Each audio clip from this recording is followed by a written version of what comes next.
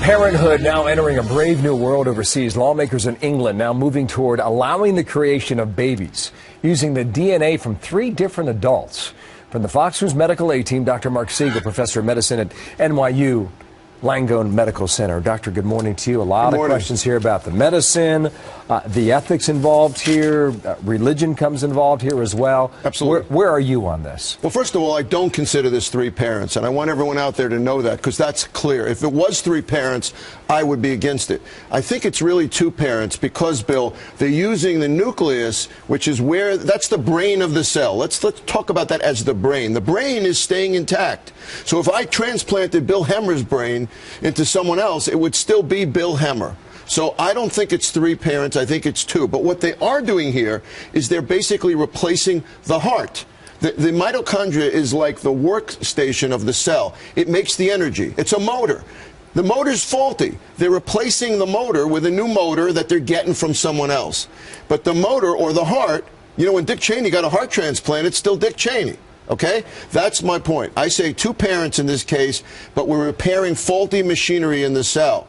Now, where it gets dicey ethically is if you make that repair, it's going to work for succeeding generations. That's a new thing. It's never been done before. So in other words, if I fix that cell, the children of that person are not going to have the problem.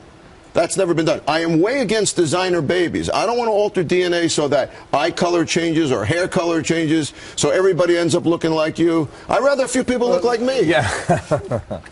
You mentioned designer babies. Isn't that what you're doing here, though? I don't think so.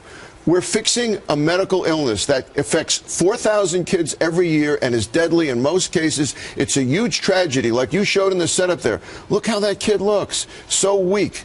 You know, a terrible life. And if we can fix that medically, I'm for it. It's right on the line of what I think is ethically okay, but it's on the right side of the line because we're fixing the cell. We're not changing the essential nature of life. Jamie Griffo's a well-known doctor here in New York, right? You spoke to him today? Absolutely. What did he say? Well, he basically started doing this back in 2003.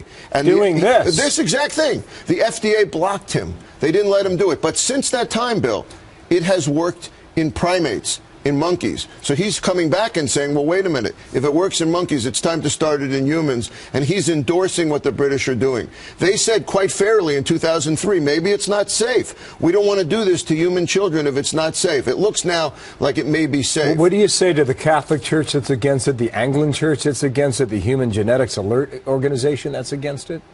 What I say to them is I respect their opinions, and I think if it had gone even a half step further, I would be against it. I'm quite capable of being against something for religious reasons. I'm a religious person. But in this case, it's science, not religion. All right, interesting topic to be continued. All right, the House of Lords apparently still has to approve this, and the British Prime Minister supports it. We'll see if it happens that way. Probably will. Thank you, Doctor. Good to see you.